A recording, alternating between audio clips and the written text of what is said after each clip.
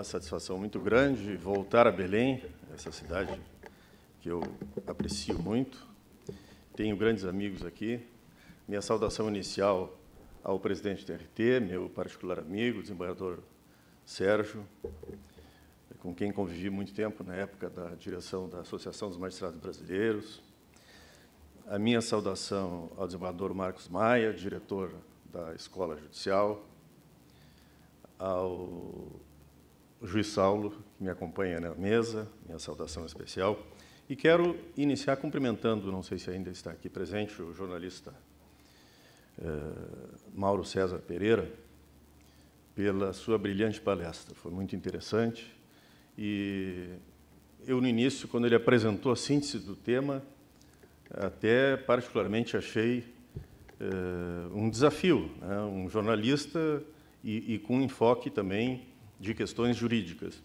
E esse link do direito com o jornalismo, com a comunicação, ele é sempre muito importante, em qualquer área, mas é particularmente importante na área do direito esportivo, porque o direito esportivo tem tantas especificidades, mas a principal, a primeira delas, é essa, que nós que atuamos, e atuei dentro do judiciário durante mais de 30 anos, quando se julga um litígio, a gente sempre agrada uma parte e desagrada a outra parte. Basicamente, são duas partes envolvidas no litígio, salvo algumas exceções de litisconsórcio. No direito desportivo, quando o juiz julga, ele agrada milhões e ele desagrada milhões, que são os torcedores, que são aqueles que o Mauro falou, que são os patrões, os verdadeiros patrões. E isso tem uma repercussão enorme, né? E instantânea. Eu pude viver isso muito de perto agora, quando representei o Leandro Damião no seu litígio com o Santos. Eu era cientificado das decisões judiciais pela imprensa. Estava em casa, disse, olha, doutor, o que o atleta vai fazer em face da cassação da liminar, ou da concessão do arresto? Eu disse, como assim? Não estou sabendo de nada. Não, mas saiu agora a decisão. E aquilo tem repercussão imediata na imprensa, né? E a imprensa é que traduz a decisão jurídica para o mundo. E o conhecimento que esse jornalista tenha de aspectos jurídicos, para não dizer uma bobagem, é muito importante. Então, ali eu pude ver, realmente, quais são aqueles profissionais da comunicação que têm essa preocupação que o Mauro tem, né, de se informar minimamente das questões técnicas envolvidas, daquele outro que emite uma opinião sem nenhum conhecimento, sem nenhum interesse de buscar uma informação, e, às vezes, movido por aquilo que ele referiu, de simpatias locais, enfim. Então, isso é muito grave, isso é muito premente no direito esportivo, e é uma das coisas que torna essa disciplina muito interessante. Mas o enfoque que eu vou fazer é um pouco diferente do Mauro, porque aqui eu vou fazer um enfoque mais jurídico, né, desse tema que me foi colocado. Sem prejuízo, eventualmente, e peço aqui a compreensão dos profissionais que não são exclusivamente da área do direito, que nós possamos também, depois, fazer alguma inflexão em outras áreas. Então, o que me foi colocado como desafio, acho que deu errado.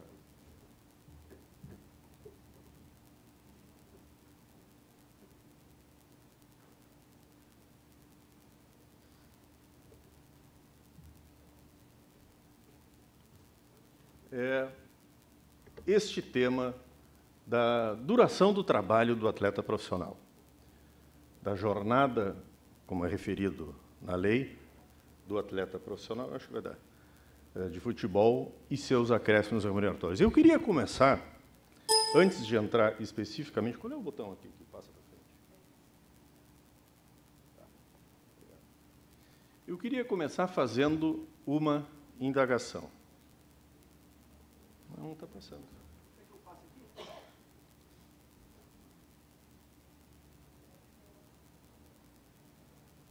Aí desligou. Deixa eu ver aqui.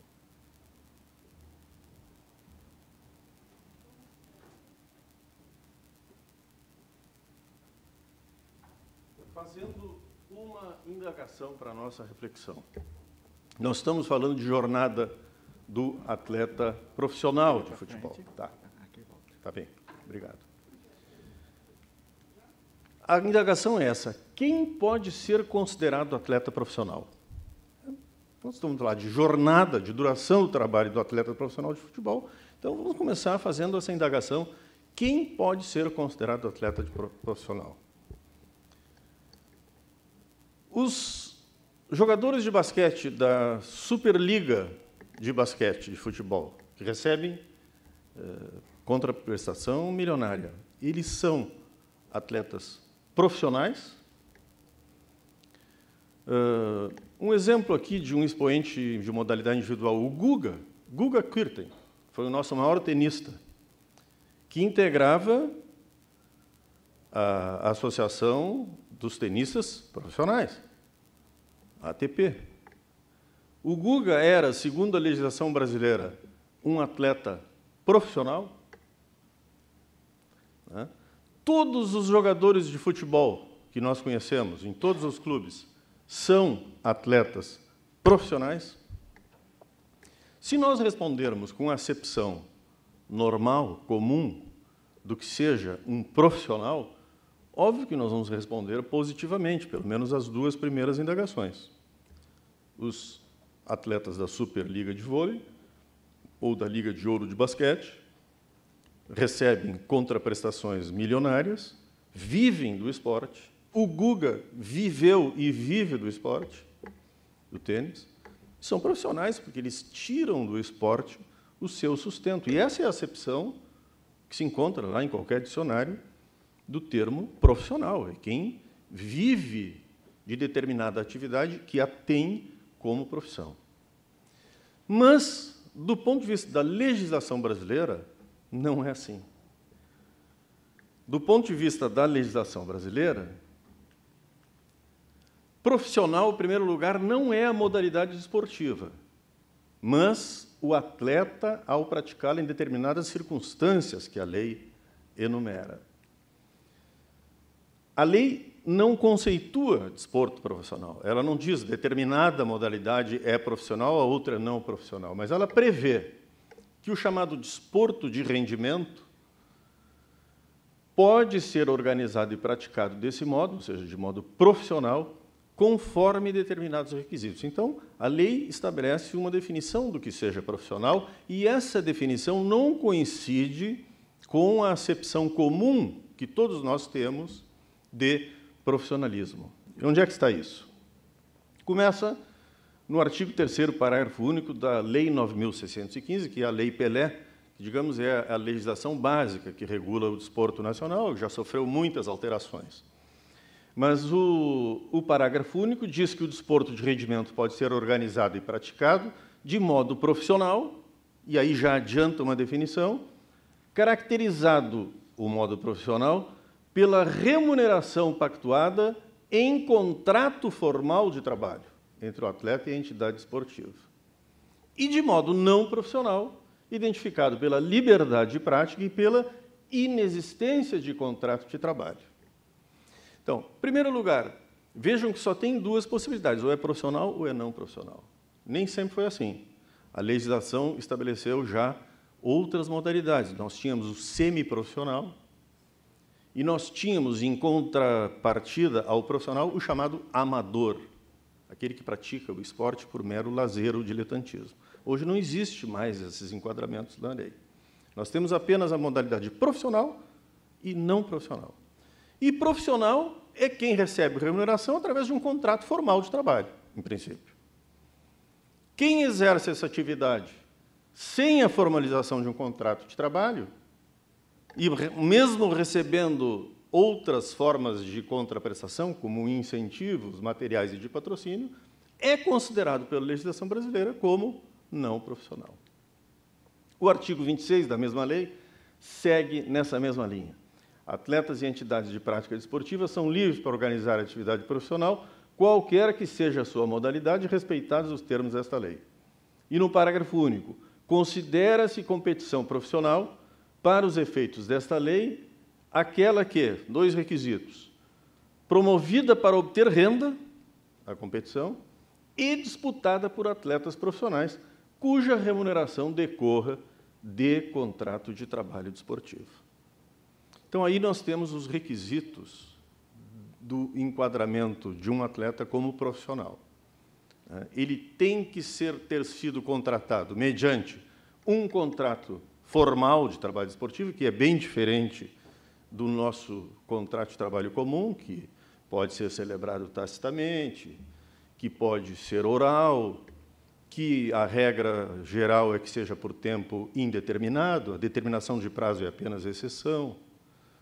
O contrato de trabalho desportivo, não, ele é só por escrito, ele é só por prazo determinado, ele não pode ser por prazo indeterminado.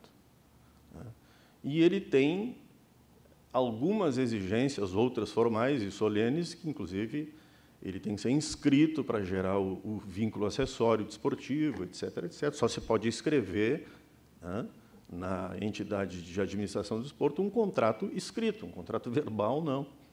Então, ele é uma série de exigências que o contrato de trabalho... E a lei diz que só quem celebra o contrato de trabalho e recebe em face dele a remuneração, disputando uma competição promovida para obter renda, é considerado profissional.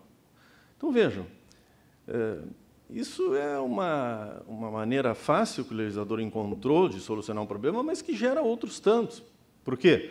Porque abre porta para desvio de finalidade e, eventualmente, até para fraude.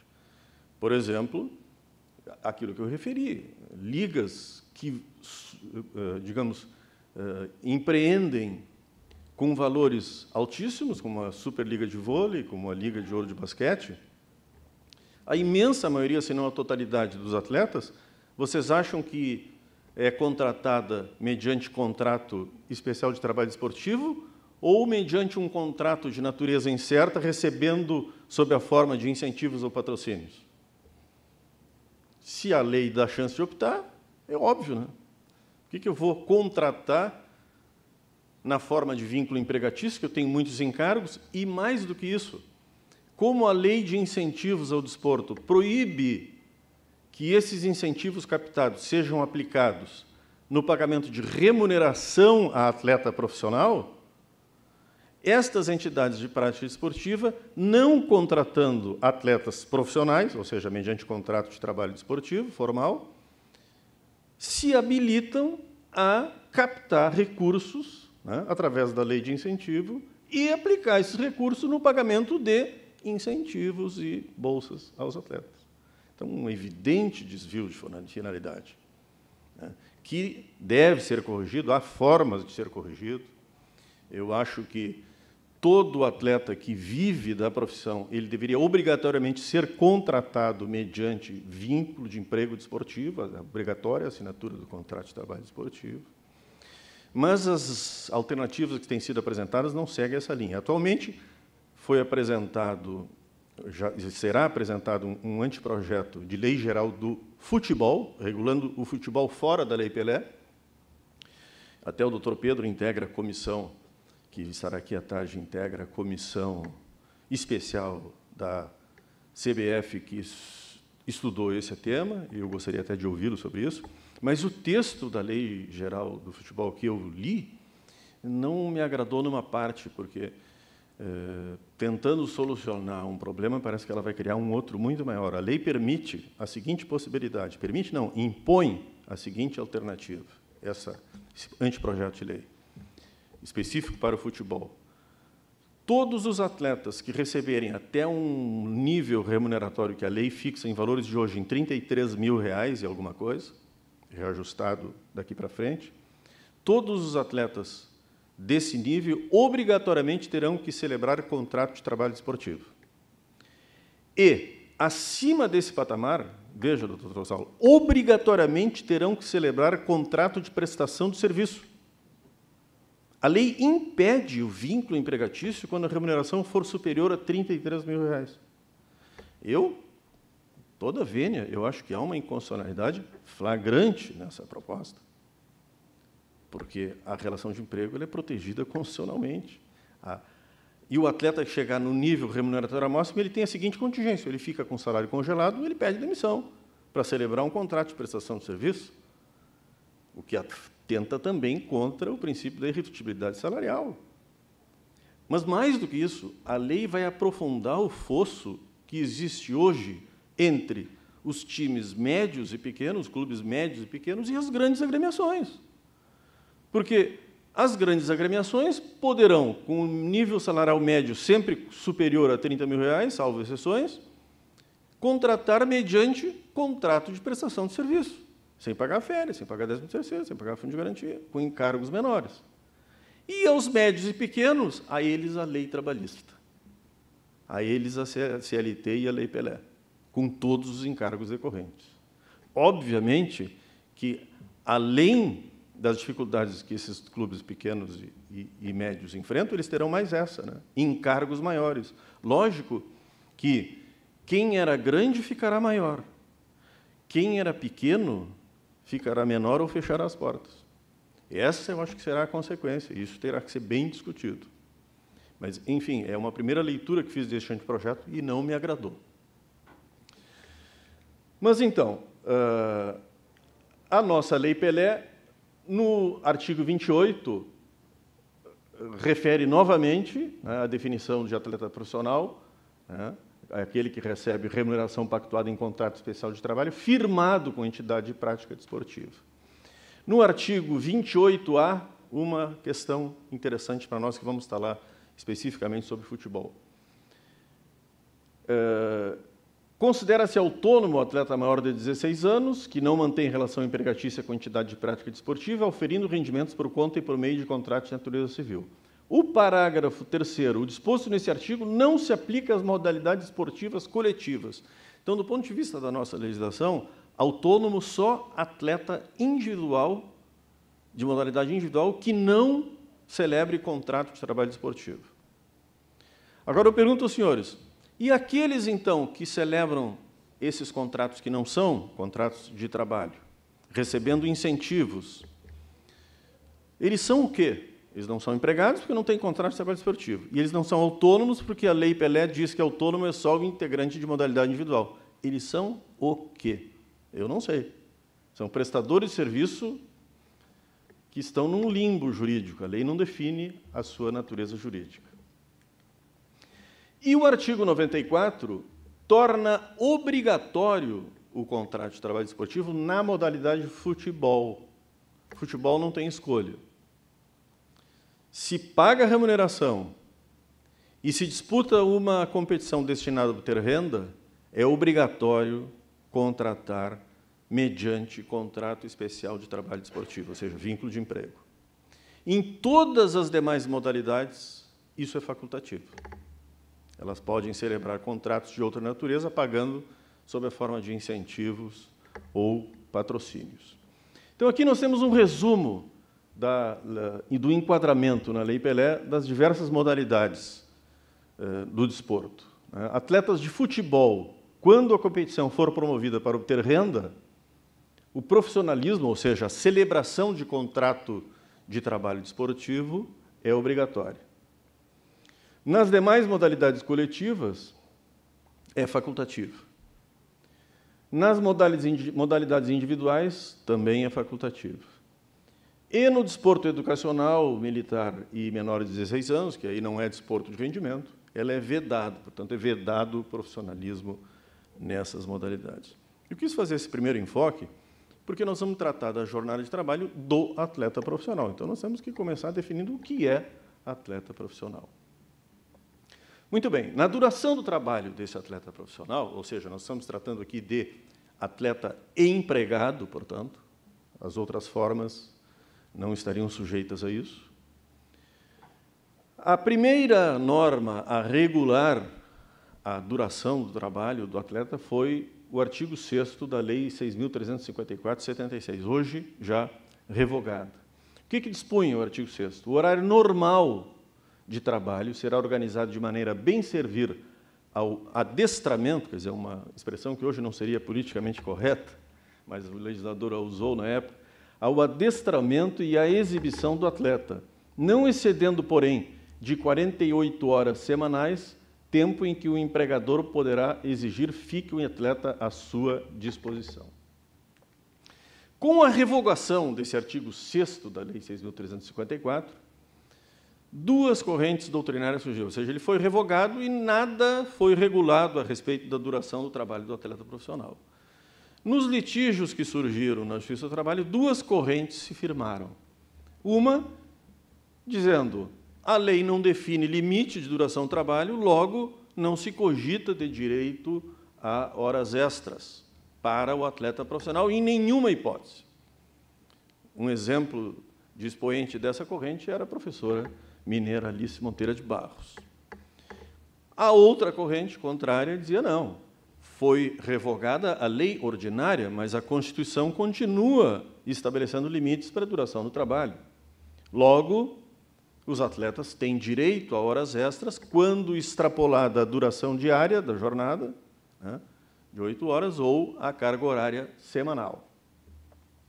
Esta corrente são exemplos que a defendiam o professor Domingos Zainag e o professor Fábio Menezes Safilho. Prevaleceu, assim, com alguma divergência, mas prevaleceu a segunda corrente nesse período, né, entendendo que havia direito a horas extras. Mas, desde então, já se excluía o tempo de concentração, né, mesmo não havendo nenhuma exclusão expressa na lei, já se excluía o tempo de concentração do cômputo da duração, digamos, da carga horária semanal normal do trabalhador apta a gerar efeito às horas extras. Porque, na época, já se entendia que a concentração não era propriamente uma atividade, era um requisito para o próprio atleta estar apto à sua melhor performance, etc., etc. A jurisprudência já construiu, digamos, um entendimento dizendo, não, tudo bem, se trabalhar mais do que 44 horas por semana, tem direito a horas extras, mas eu não computo nessas 44 horas o tempo de concentração. Já era, digamos assim, um entendimento dos tribunais. Aí veio a Lei 12.395, de 2011, que fez uma cirurgia radical, uma profunda alteração na Lei Pelé. E, lá no artigo 28, com a redação dada pela Lei 12.395, foi estabelecido, aplicam-se ao atleta profissional as normas gerais da legislação trabalhista e da Seguridade Social, ressalvadas as peculiaridades desta lei, especialmente as seguintes. E aí, no inciso 3º, introduziu essa expressão nova que dá título à nossa fala de hoje. Acréscimos remuneratórios em razão de períodos de concentração, viagens, pré-temporada e participação do atleta em partida, prova ou equivalente. Vejam, este projeto de lei, que resultou na aprovação da Lei 12.395, ele é de 2005, ele tramitou 6 anos no Congresso. Ele foi fruto de inúmeras emendas, de idas e vindas da Câmara para o Senado, foi transformado em medida provisória, enfim, teve um enorme debate nesse projeto. E, obviamente, que uma tal duração de uma tramitação legislativa fica sujeita a todo tipo de influência, de lobby corporativo, de corporações, de sindicatos dos atletas, etc., etc. A proposição inicial do projeto era: não haverá acréscimos remuneratórios em razão de períodos de concentração, viagens, prova, partida ou equivalente. Não haverá. Lá nos estertores da tramitação do projeto, o Sindicato dos Atletas pressionou muito o Congresso e criou-se um impasse, porque os clubes sabiam, não, peraí, isso daqui não pode ser assim. Como acréscimo remuneratório, se a própria jurisprudência já dizia que não gerava horas extras? E criou um impasse na tramitação do projeto. E o legislador brasileiro, ele é muito criativo para solucionar impasses na tramitação legislativa. Alguém tira da cartola uma expressão mágica e cria um texto suficientemente dúbio e minimamente claro para que todas as correntes se sintam vitoriosas. Ah, não, isso me serve, porque isso depois nos tribunais eu vou defender essa tese. E aí quem é que paga a conta, doutor Saulo? É o judiciário, porque isso é um estímulo à multiplicação de litígios. O Congresso lava as mãos, cumpri a minha parte. O resto é com o judiciário, agora para entender o nosso texto. Isso já aconteceu na época da criação da lei do repouso semanal. em que debatiam as partes envolvidas nisso, empregados e empregadores, se o repouso tinha que ser obrigatoriamente sempre nos domingos ou não, podia haver um revezamento. As empresas e os sindicatos patronais não aceitavam essa obrigação de ser sempre no domingo. Como sempre no domingo? E a empresa que trabalha no domingo, como é que vai fazer? Então, para solucionar o impasse, qual foi a palavra mágica do legislador? O repouso será concedido preferentemente nos domingos. Agora, o que é preferentemente? Bom, isso é a justiça que vai resolver. Qual foi a palavra mágica aqui no caso? Acréscimos remuneratórios, conforme previsão contratual. Foi isso que o legislador fez. Um não quer que tenha, o outro quer que tenha, então vamos fazer o seguinte, conforme previsão contratual. Agora, o que significa conforme previsão contratual? É o valor que fica relevado à definição no contrato ou é a própria instituição do direito a acréscimos remuneratórios? Vamos tentar depois nos posicionarmos sobre isso. E lá no inciso 6º, foi estabelecido pela Lei 12.395, jornada de trabalho desportivo normal de 44 horas semanais. Primeiro reparo a esse dispositivo. Jornada é o trabalho do dia. A etimologia da expressão vincula jornada à duração do trabalho diária. Uma jornada é sempre a de um dia. Então, eu não posso falar em jornada semanal. É um erro técnico do legislador aqui. Na verdade, ele está querendo referir duração do trabalho desportivo normal de 44 horas semanais. Então, vejam, o legislador inseriu duas situações. Primeiro, a possibilidade de o atleta profissional ter direito a acréscimos remuneratórios em razão do trabalho naquelas atividades que ele descreveu no inciso 3º. Concentração, viagens, pré-temporada, partida, prova ou equivalente. A primeira constatação que se faz é: o legislador colocou isso no inciso 3º, basicamente para dizer que aquilo ali não é apto a gerar direito às horas extras. Aquilo ali não é apto a ser computado na duração normal do trabalho, na carga horária semanal, que pode gerar direito às horas extras. Isso é uma questão de interpretação lógica. Portanto, o trabalho em concentração, viagens pré-temporada, partida, prova ou equivalente, não se computa na duração normal do trabalho, que pode gerar direito às horas extras. Por quê? Porque isso está previsto pelo legislador como apto a gerar acréscimos remuneratórios. Que acréscimos são esses? Aqueles que vierem a ser pactuados no contrato de trabalho. Portanto, se e quanto for pactuado, o atleta profissional terá direito a acréscimos remuneratórios em função destas atividades.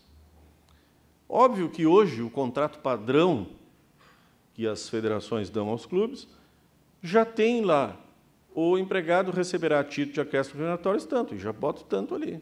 Porque ninguém vai assumir o risco de dizer não haverá direito a acréscimo remuneratório para depois essa questão ir à justiça. Então já bota um valor lá a título disso. A maioria dos contratos já é feito assim. Muito bem. Agora, quanto à duração normal do trabalho desportivo? A primeira indagação que se faz é a seguinte: vejam que o legislador só estipulou carga horária semanal, não estipulou limite diário. Isso, de certa forma, repristina o mesmo debate que nós tivemos na revogação da lei anterior. Tudo bem, a lei ordinária não diz que tem limite diário, mas a Constituição diz. A Constituição fala em limite de 8 horas por dia ou 44 semanais.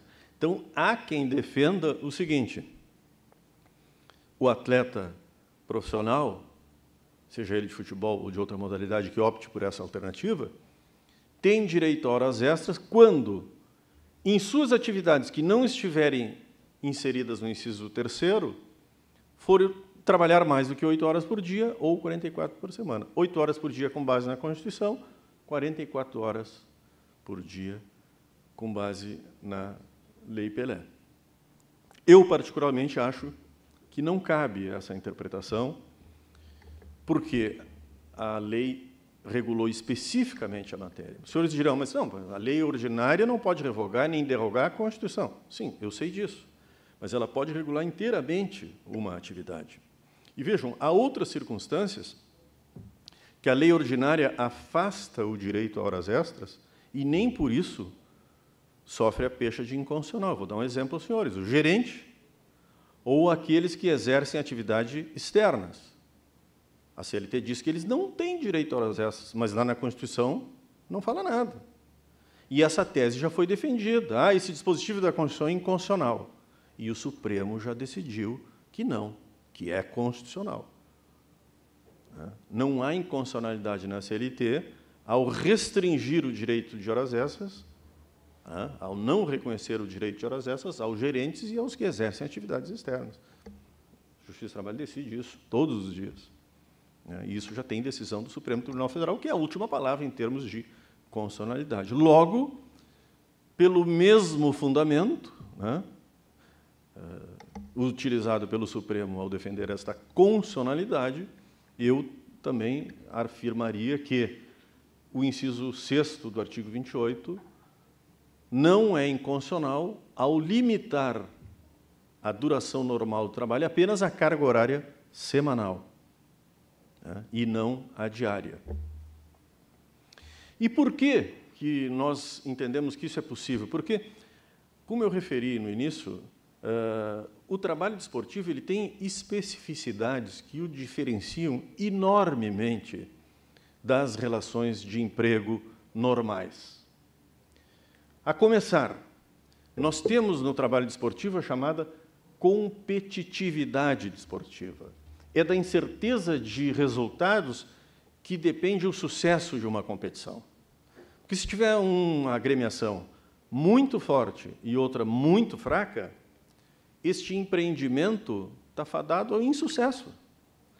É exatamente o contrário do que ocorre no mundo corporativo das empresas. A empresa quer acabar com o concorrente. Se ela acabar com o concorrente, ela vai ter mais sucesso econômico. O que acontece com um clube se ele acabar com um concorrente, com um adversário? Ele acaba junto, porque não tem mais competição. Então, vejam, a lógica é totalmente diferente. A lógica no mundo esportivo da lógica no mundo econômico normal. A alteridade, ou seja, aquele dever de assumir o risco que o empregador comum tem, o empregador comum ele visa o lucro. Isso é uma equação que o direito do trabalho até pode amenizar, e de fato o faz com o dirigismo contratual. Mas a lógica empresarial é: eu viso o lucro, e o meu lucro é inversamente proporcional ao que eu pagar ao meu empregado. Se eu pagar mais salário, eu vou diminuir do meu lucro. No mundo desportivo, não há essa alteridade com esse rigor.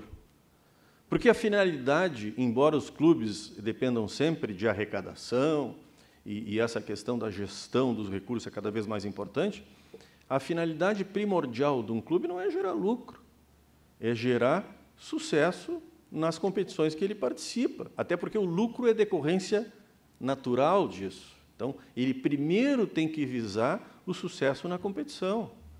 E, para ter sucesso na competição, há uma simbiose de interesses, uma simbiose de interesses entre os atletas e as entidades de prática desportiva. Portanto, esta comutatividade do contrato de trabalho desportivo ela é diferenciada, não há uma vinculação ostensiva entre salário e quantidade de trabalho. Os interesses são, como eu referi, em grande parte convergentes. Quer dizer, aquela equação que a empresa comum tem, quanto mais salário eu pago, menor o meu lucro, não é bem assim no mundo desportivo. Por quê? Quanto mais rendimento o atleta tenha, mais sucesso estará apto a ter o seu clube empregador. E o que acontece se o clube empregador exige quantidade de trabalho demasiada do atleta? Ele perde rendimento. E, logicamente, ele produz menos. E, consequentemente, o clube tem menos sucesso na sua atividade primordial. Então, vejam, isto já é, por natureza, uma proteção natural ao limite diário de trabalho. Não adianta eu exigir treinamento de um atleta de 12 horas por dia. O Mauro referiu isso. Modernamente, se faz treinamentos intensivos. É da lógica do desporto isso. É uma proteção natural, completamente diferente do empregado comum. O empregado comum, o interesse do empregador, quanto mais trabalho ele obtiver, melhor para o seu empreendimento. Rale seu empregado, em princípio, a grosso modo é isso. Se eu conseguir, e eu tiver a garantia de que ele não vai agir judicialmente, 12 horas de trabalho do empregado, eu vou produzir, eu vou ter mais lucro, meu empreendimento vai ganhar mais. Né? Então, se nós tratarmos estas relações sem essa distinção, nós estamos cometendo uma enorme injustiça, um erro muito grande, porque elas têm em sua essência uma diferença absolutamente fundamental. Por isso que é importante para o operador do direito estar atento a essa especificidade. Não dá para defender a tese, não, atleta eu aplico a CLT e não quero saber. Não é assim. São realidades muito diferentes, essencialmente diferentes, e, inclusive, regulada por lei especial. De sorte que querer aplicar, para dirimir a questão da duração do trabalho, a CLT, fazendo vista grossa a essa especificidade, isso gera distorções muito grandes. Sem falar na injustiça que ocorre, porque disse, como eu referi, quer dizer, são circunstâncias essencialmente diferentes. Então, adiantando as conclusões, eu quis ser bastante sintético para não alongar no horário, adiantando as conclusões. Acréscimos remuneratórios. A pactuação da cláusula é facultativa. O legislador estabeleceu assim e acho que essas especificidades da relação de trabalho desportivo permitem. Sabemos que o direito do trabalho ele trata a alternativa de pactuação uma exceção. Normalmente, as regras são pré-estabelecidas e há um dirigismo contratual. Né? Quer dizer, não dá para se imaginar que é facultativa a celebração do direito ao 13º salário. Nenhum trabalhador iria acabar tendo esse direito. Mas, no mundo desportivo, dadas essas especificidades, o legislador entendeu que isso seria possível, a pactuação de acréscimos remuneratórios. E foi prevista essa possibilidade, esta cláusula, pelo legislador, fundamentalmente para salientar que a participação nas atividades arroladas no inciso 3º, aquela concentração, prova, viagens, etc., se diferencia, inclusive para efeitos remuneratórios, daquelas que compõem a duração normal do trabalho que está lá no inciso 6º. Vão acabar com essa discussão de que concentração pode gerar direito às horas extras. Já não gerava pela jurisprudência anterior. Agora não gera porque ela está regulada num outro dispositivo. Ela pode gerar direito a acréscimos remuneratórios. A natureza jurídica da cláusula é de parcela que, pactuada expressa ou tacitamente, integra a remuneração, não de salário estrito sensu. Mas, se não houver pactuação específica, nem efetivo pagamento de acréscimos, o salário básico ajustado diz respeito aos serviços prestados e àqueles referidos no inciso 3º. Ou seja, se alguém disser lá no contrato não haverá direito a acréscimos remuneratórios, nem por isso aquelas atividades estarão aptas a gerar direito às horas extras, porque elas só poderiam gerar direitos a acréscimos remuneratórios. E a duração semanal do trabalho, lá do inciso 6º, corresponde a toda e qualquer atividade do atleta, por ordem ou à disposição da entidade de prática desportiva, além daquelas descritas no inciso 3º, viagens, pré-temporada, etc. Exemplo de atividades que podem gerar direito a horas extras se extrapolada a carga semanal de 44 horas. Treinamentos, trabalhos físicos, participação em eventos, que o atleta seja obrigado a participar por ordem do clube. Enfim, não há um rol descritivo, taxativo dessas atividades. São todas aquelas à disposição do empregador que não se enquadrem no inciso 3º. Não há limite de jornada, ou seja, de duração diária do trabalho, nem previsão legal de intervalos intra- ou interturnos.